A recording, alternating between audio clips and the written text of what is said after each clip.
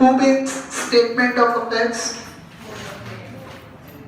Board of directors. They have to make statement of affairs and give it to the liquidator so that he gets an idea which assets and liabilities are there in the company, and accordingly he can sell the assets and pay the liabilities.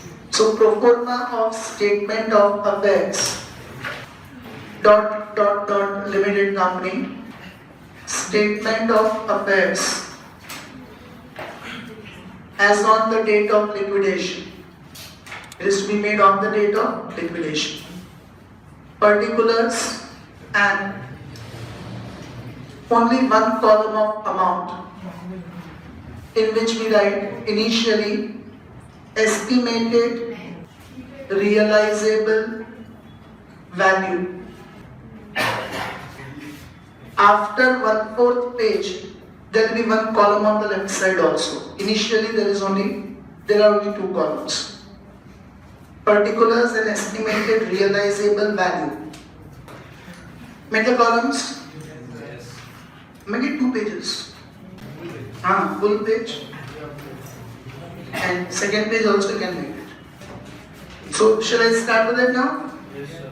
Now listen carefully, everyone. First, let's start with assets not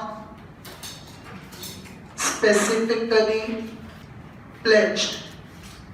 Assets not specifically pledged in bracket as per list A.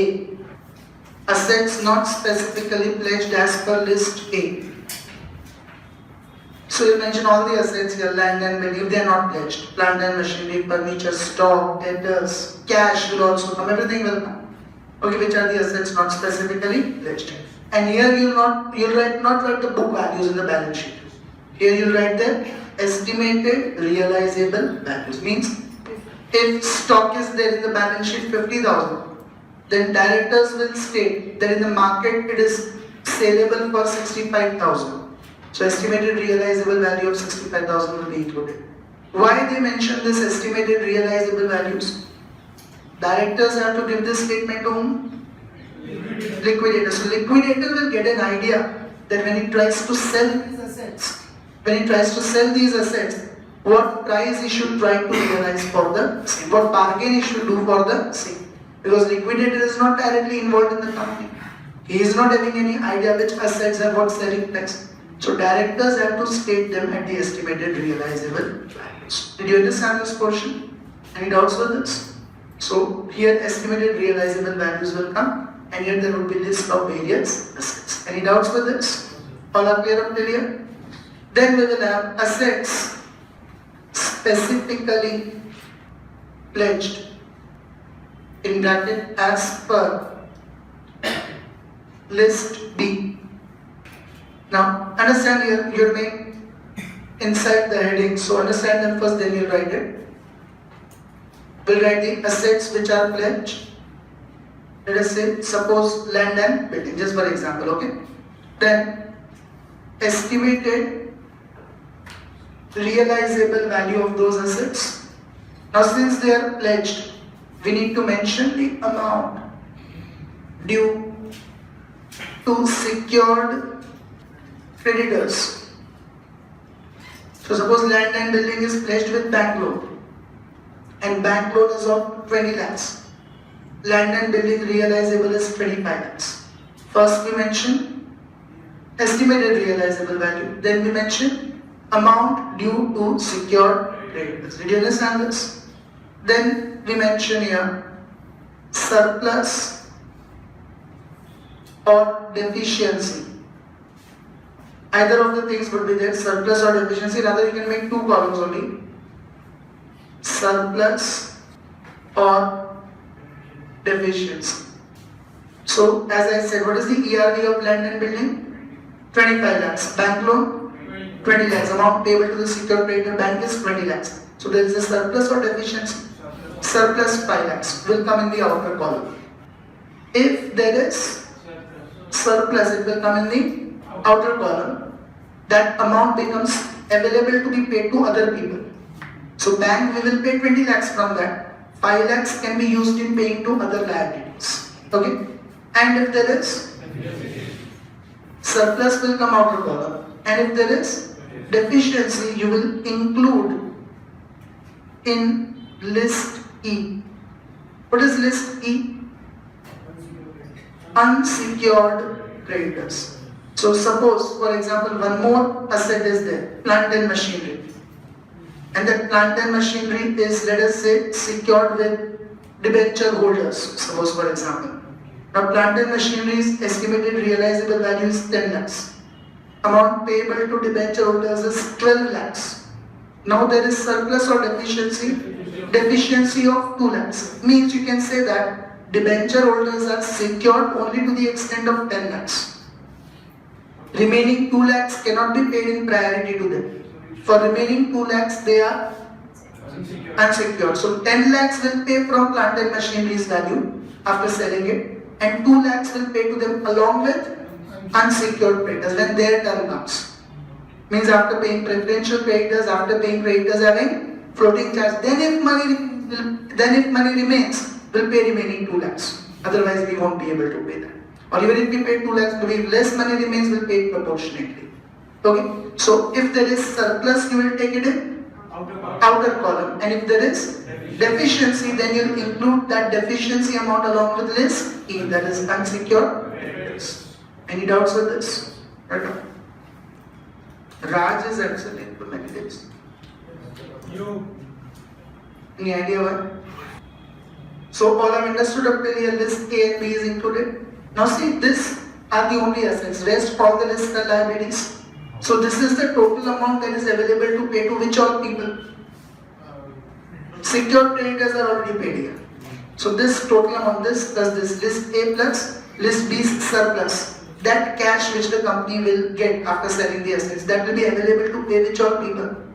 Preferential creditors. Creditors having floating charge and unsecured creditors. Is everyone clear with this? Because secured creditors are already paid. So whatever total comes here, you'll say this is the amount available or cash available for preferential creditors, comma, creditors having floating charge and unsecured creditors. Any doubts for this? All are clear up till here? So this is first part of the statement. Statement is to be made in 3 parts. In the first part, we include list A and list B. That is assets. Assets not pledged and assets pledged. After this, we'll make a line only in the first column. And one more thing, please don't double underline it. It's my mistake. Okay? Line only in the particulars column. This is the first part of the statement, list A and list B. Now second part of the statement, we again make a summary of gross assets. Why we make a summary of gross assets? Because actually the asset will be sellable at this value plus this value. This is the estimated realizable value of assets which are not pledged, and this is the estimated realizable of the assets which are pledged, which we don't have available. So as an information to the liquidator, in the second part of the statement, we make summary of gross assets. Means when he tries to sell the assets, he has an idea what is the total amount he is going to realize. So second part would be summary of gross assets. Okay, in the same statement we have to continue. In the same table we have to continue. Summary of gross assets. There we will include estimated realizable value of assets specifically pledged, that is as per list B, only in an inner column. Okay? Outer column nothing is to be included. So summary of estimated realizable value of assets which are specifically pledged, that is this column amount. Okay, this is the ERV, estimated realizable value of the assets which is specifically pledged. Which amount everyone is clear to be put here? Okay, this amount will come here. Right everyone? ERV of assets specifically pledged. And then assets not specifically pledged. This amount. This is the ERV of assets not specifically pledged. Right, everyone? Okay, this is the ERV of assets specifically pledged, that will come here. This is the ERV of assets not pledged, that will come here. So here the liquidator will get an idea about the total amount which he must be able to realize by selling all the assets. Any doubts with this? So this is the second part of the statement where we write a summary of gross assets again, since in the first statement we included only surplus. Any doubt with it? Now third part of the statement, put your pens down.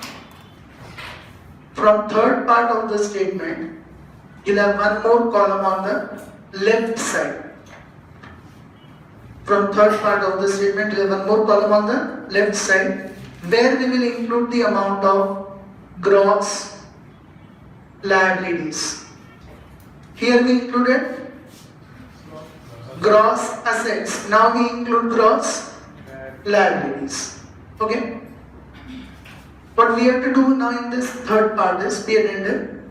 This is the cash available to pay to preferential creditors, creditors having floating charge and unsecured creditors. So now from here onwards, if there is a surplus after paying to anyone, money is more, amount payable is less. If there is surplus after paying to a particular liability, then the next liability will be deducted from that, because we still have the money to pay to them.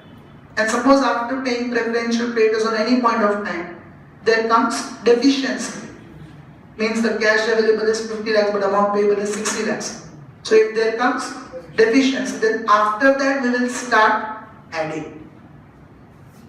Until there is a surplus we will minus. But after there is a deficiency we will start adding, because then the deficiency will keep on increasing. So suppose against 50 we have to pay 60 lakhs, so deficiency of 10 lakhs. Now next again we have to pay 15 lakhs.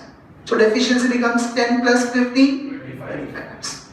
So until there is a surplus we will subtract the liabilities, and once there is a deficiency we will start adding the liabilities. Is everyone okay clear with this? So here gross liabilities, here to be deducted from surplus or added to deficiency. Okay, they are to be deducted from surplus or added to deficiency. Make the line only in first two columns. Means we have to continue with this amount. Therefore, I did not make you double underline. Here we are doing nothing here. Now from this amount, we will keep on subtracting the liabilities. Is everyone clear with this? Shall I proceed further now? List A and B is there. Now comes the turn of liability, which is the very first liability we have to pay. Secured creditors. But we don't have to pay. First liability is secured creditors. Why we don't have to pay? We have already paid from the secured asset, pledged asset. If there is a surplus, we have taken in outer column. And even if there is a deficiency, we are not supposed to pay them right now. We have to pay them along with unsecured creditors. Okay? So here in gross liabilities, you'll write the amount payable to secured creditors as per list B. Okay?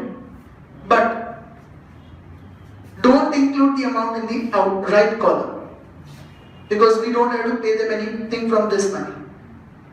We have already paid them from the asset specifically pledged. So amount will come for the secured creditors only in the left column. No amount will come in the right column, because now from this cash available we don't have to pay it. From this cash we have to directly pay to preferential creditors. Just as an information to the liquidator, we include that secured creditors we had to pay so and so amount. Further, what amount will come on the left side?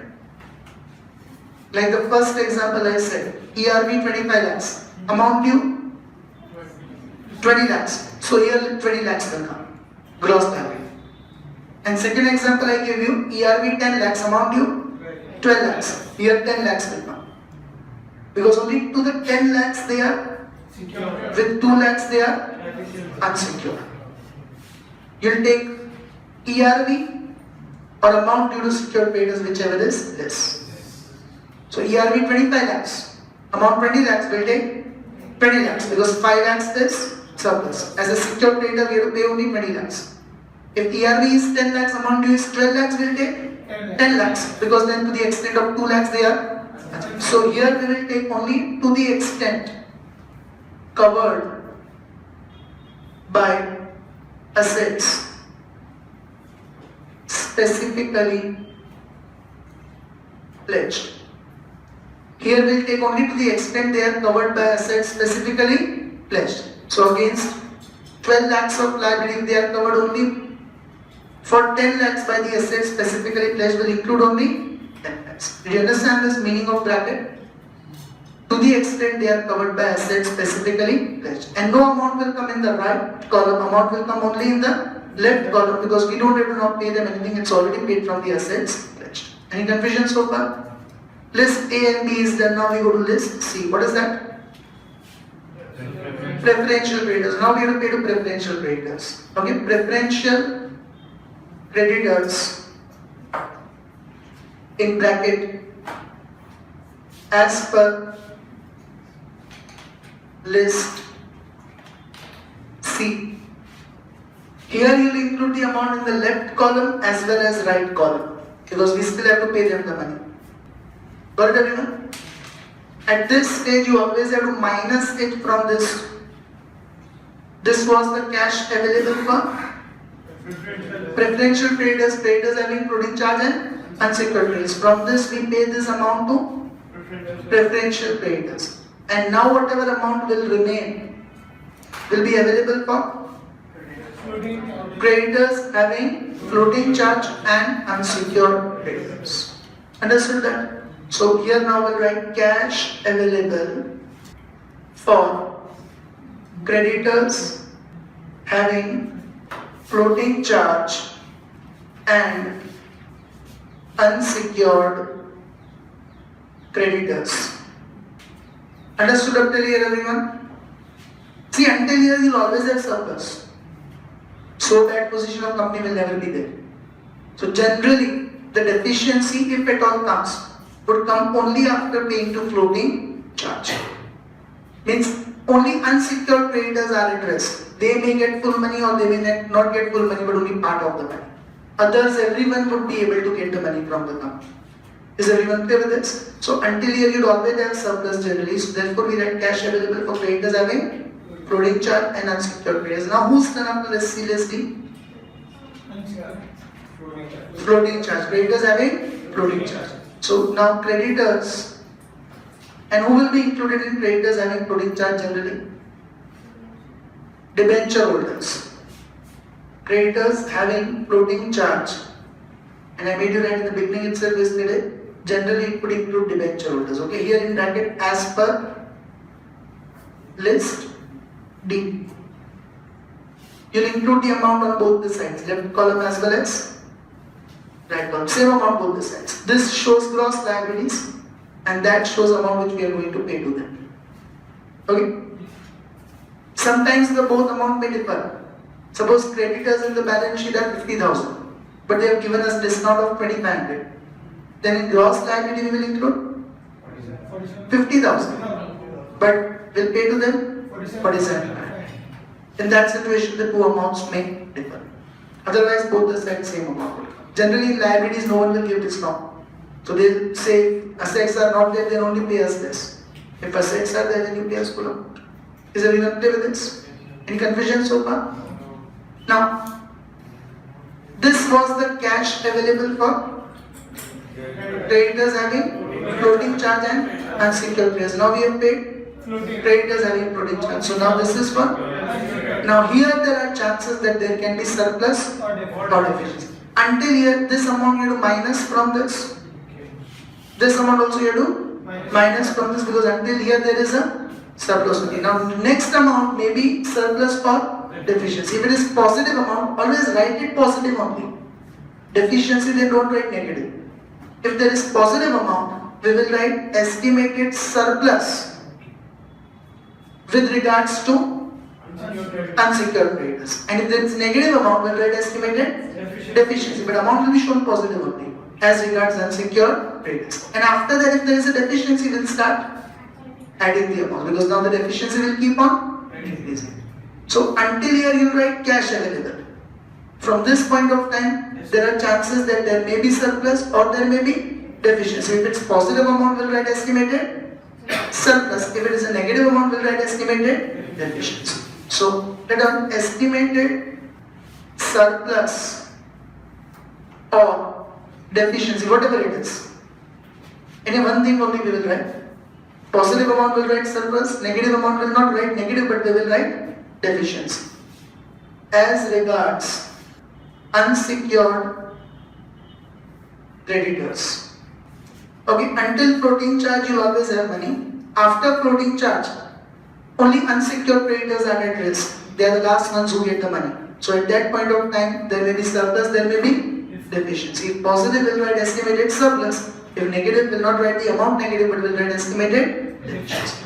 So after list D, now who's the unsecured creditors? So write down unsecured creditors in bracket as per list E, left side as well as right side. As I said to you, here the amounts generally would be same, but it is very different. Like if creditors give us the discount, then you may have 50,000 and 47,500 so on. Okay. Now here what you have to do is, if this was a surplus, then you would minus this amount, deduct it from surplus. And if this was a deficiency, you'll add this amount. Okay, if there is a deficiency, you would add. Understood this?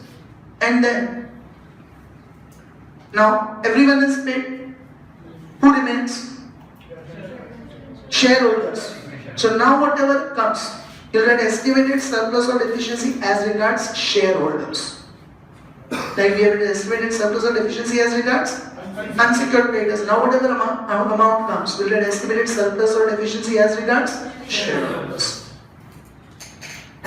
Estimated surplus or deficiency as regards shareholders. Here you would do the total of gross liabilities. Liabilities, now left column is over. So the statement is technically made by directors in such a way that liquidator will get information about each and every minute thing. What are the assets of the company? What are secured creditors? What are gross assets? What are gross liabilities? What amount is payable to them? Each and every idea the liquidator will get from this statement. Then he can start the process of selling the assets and paying the liabilities. Okay? So here you will get the amount of gross liability. Now left side nothing is to be written. Liabilities are over. Now the amount is payable to the owners, that is shareholders. So now we will write first preference shareholders as per list F. Preference shareholders as per list F. What I am supposed to write here is dot dot dot shares of rupees dot dot each. If they are partly paid up, fully paid up, according to them, if they are partly paid up, then amount will have to be called from them. Because shareholders have to pay the money first, then only the liabilities can be discharged. And if they are fully paid up, then directly dot dot dot shares of rupees dot dot dot each, and in the outer column the amount. In fact, total amount, yes, list that we can write in outer column. Then equity shareholders as per list G. Okay, equity shareholders as per list G. Dot dot dot shares of rupees dot dot dot each. Where would you include calls in areas? Suppose calls in areas are there. List A, that is assets not specifically pledged. Why? She is correct. It seems only she has done that reading what I told you. Of the list, yesterday I told you on that page, read from list A to H. Calls in areas will be included only in assets not specifically pledged. Whatever is estimated realizable value. Because calls in areas we have to recover from the shareholders. So they are the receivable amounts. Receivables are included in assets. So calls in areas, remember, where will you include calls in areas? List A. Okay, don't write it in equity shareholders. Calls in areas will be included in list A. Any doubts with this? And then after, so if here is a surplus, then these two amounts you will minus. And if this is a deficiency, then these two amounts you will add. And finally you get overall estimated surplus or deficiency as per list H. And then we make list H showing the reasons why there is a surplus or why there is a deficiency. So everyone is clear how to make this statement of objects? Okay, list A to list H, all things are to be included and in the specific order. Right? Look at question. Page number 61. Question number 1. All the questions in this chapter, fund flow statement, cash flow statement, valuation of shares, valuation of goodwill, company accounts, unit 1 to unit for all the chapters. Always read adjustments first in exams. Not only this chapter, all the chapters of this semester in exams, directly don't start doing the markings from balance sheet. You'll always read the adjustments first. Okay, then only at the end you'll come to the remaining items of balance sheet. All the chapters, remember this. Page 61, question number 1. The following is the summarized balance sheet of a limited company as at 31/12/2006. Now below that, for the purpose of, sorry, I think wrong chapter. Page number 74, question number 1. Yes, we read it.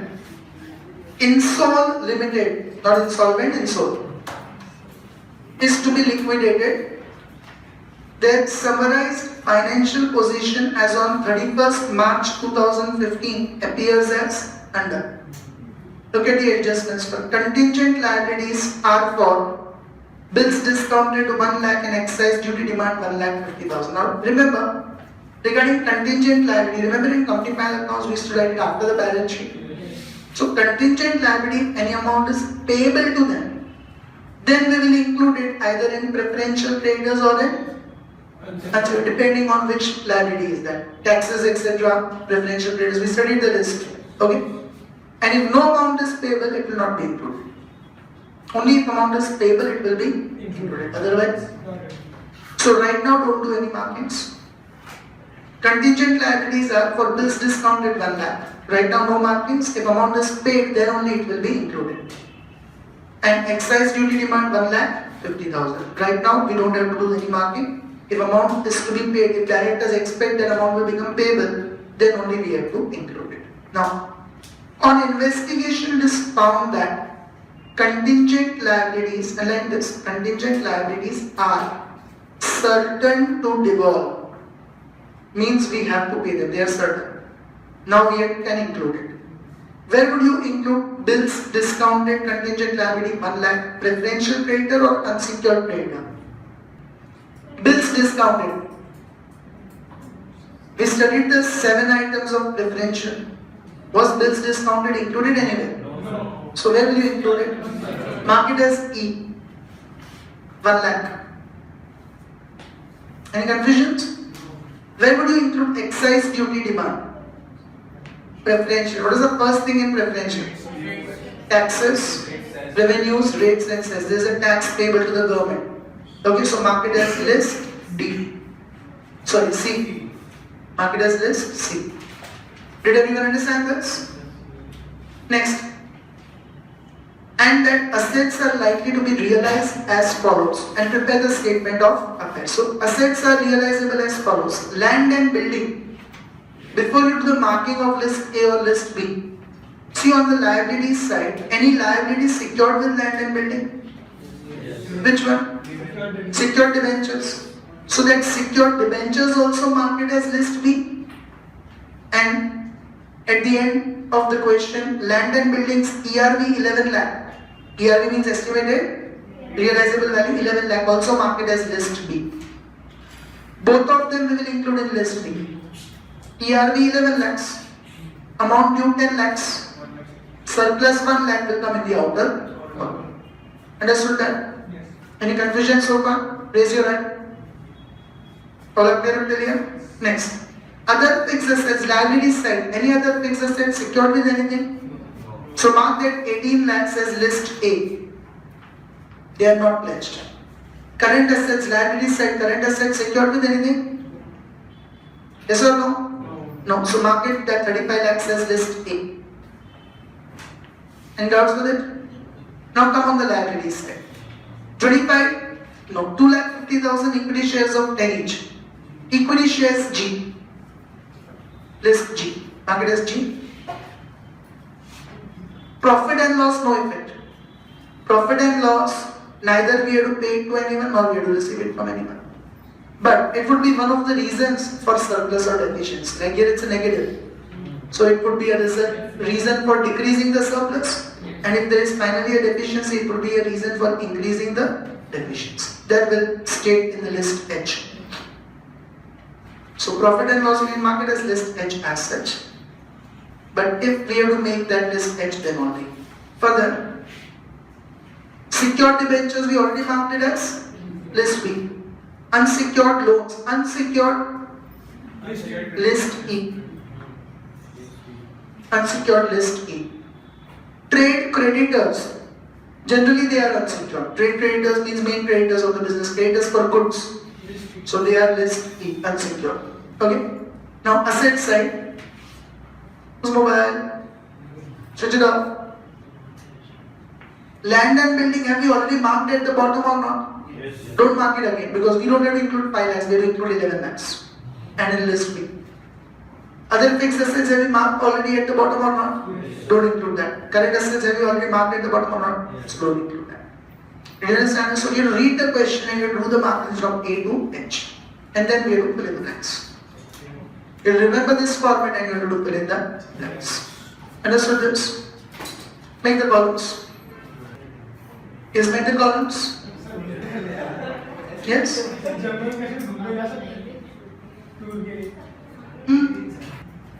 Presently in this situation, if you go, no one will attack on you. Yes, we read it. Yes, very first we have to include assets not specifically pledged. Write down. Assets not specifically pledged. In bracket, as per list A. Now, where all we have marked A, that will record. Other fixed assets, 18 lakhs. Yes, silence now. Then, current assets, 35 lakhs. 53 lakhs. Any other item marked as list A?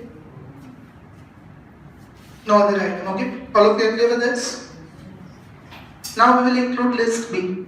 Raise your hand while still writing up till here.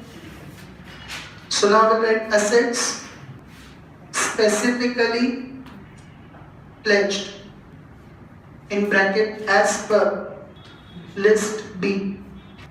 Now first we'll write assets ERV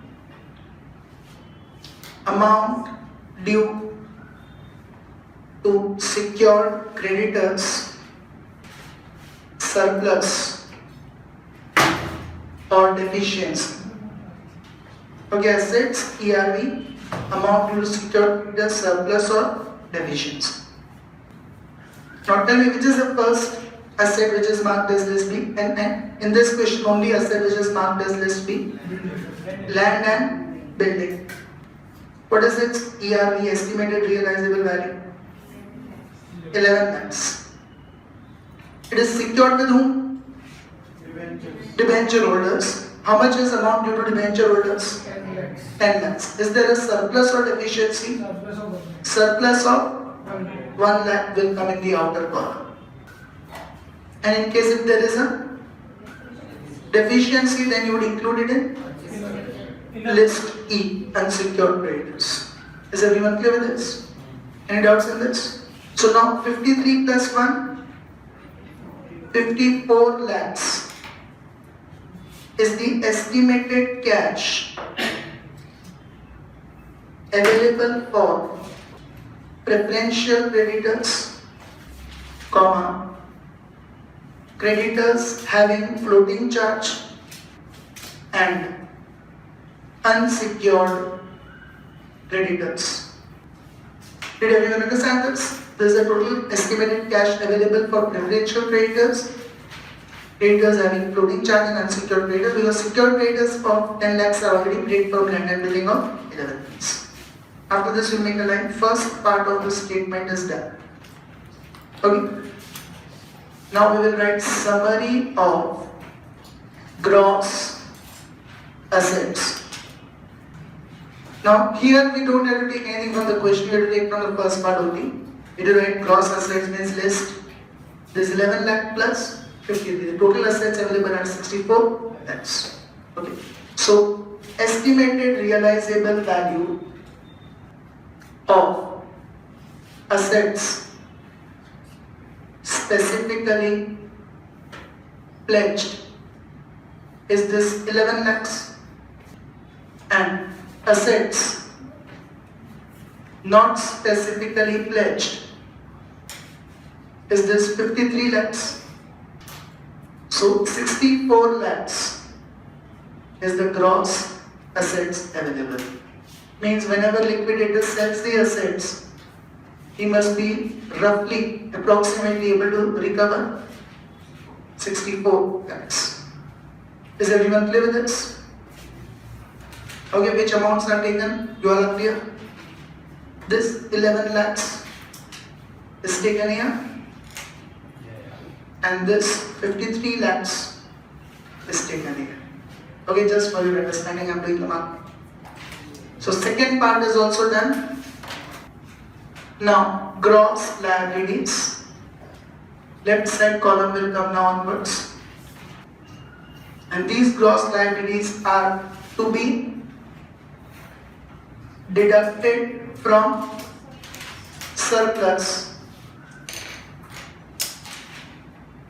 or they are to be deducted from surplus or added to deficiency. Okay, so once you remember the format perfectly, then you just have to do the mark in the question, write the format, and it's like filling the blanks. Is everyone clear with it? So this is one option. In option there is liquidator statement of account. Okay. All of you have written this? Now what is the first thing in the liability we have to include? Secure creditors, but it will come only in the left column because we don't have to pay anything. We have already paid them 10 lakhs. So will we include 11 lakhs or 10 lakhs here? Whichever is less. Even if there is a deficiency, you will take whichever is less because the remaining will take with unsecured creditors. So 10 lakh of gross liability is of secured creditors, that is debenture holders. Here who are secured creditors? Normally if nothing is given to debentures, we would take in floating charge. Debentures would be included in list D. It starts with D, it would be included in list D, floating charge. But here it is given they are secured on land and building, so we include in secured creditors. Okay, as per list B. Okay. Now ERV is 11 lakh, but we have included only 10 lakhs. Okay, so no need to write in bracket. Suppose deficiency was there, then you would write in bracket that it is only to the extent they are covered by assets specifically, like the language which I made you write. Suppose this was 9 lakhs, then here we would include only, then you need to mention in bracket the actual amount is 10 lakhs, but why we are including 9 lakhs? Only to the extent they are covered by assets specifically pledged. Here nothing to write in bracket. Any doubts with this? Right side no amount will come. Now after list B list, C that includes preferential creditors. Preferential creditors in bracket as per list C. Now only one item is marked as C. Excise duty. How much is that? 1,50,000 excise duty, only one. So directly in outer columns you can take. Otherwise we write in inner column and total in the outer. Okay. Here 1,50,000 only one amount. So left side also 150, right side also 150. Any doubts with this? Okay. From 54 lakhs, we'll pay 1,50,000 to preferential creditors. 52,50,000 will remain. You minus that. 54 lakhs minus 1,50,000. So 52,50,000 will remain. Now we have paid to preferential creditors. So that 52,50,000 will be the estimated cash available for creditors having floating charge and unsecured creditors. Okay, write down. Estimated cash available for creditors having floating charge and unsecured creditors. Any confusion so far? All are clear up till here? Now, who's done after list C? List D, floating charge. Anything marked as list D? No. So both the sides will write here. Write down creditors having floating charge in bracket as per list D. Both the sides here. So further 52,50,000 minus 52,50,000 will only remain. Now we will not say estimated cash because after you pay to floating charge, until floating charge you will always be able to pay. After you pay to floating charge, then regarding unsecured creditors, either there would be surplus or deficiency. But here it's a positive amount. So is it surplus or deficiency? Surplus. So now we will write estimated surplus as regards unsecured creditors. No, not unsecured creditors. You will write estimated surplus as regards creditors having floating charge. Make the correction in format also. Means 52,50,000 is surplus after paying to creditors having floating charge. Estimated surplus as regards creditors having floating charge. So after paying to floating charge, we have surplus. Okay, any doubts with this? Make the correction in statement format also later on. Now after this, we have to submit after list D.